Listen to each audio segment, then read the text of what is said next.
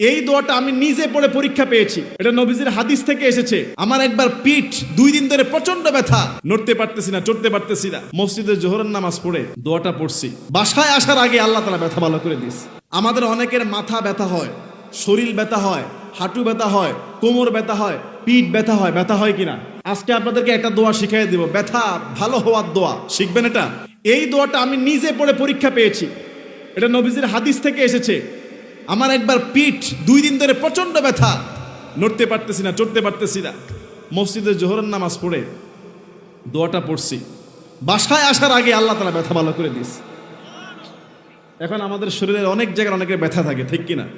মাথা ব্যথা হয়, চোখ ব্যথা হয়, শরীর ব্যথা হয়, বুক ব্যথা হয়, পেট ব্যথা হয়, হাঁটু ব্যথা হয়, পা ব্যথা হয়।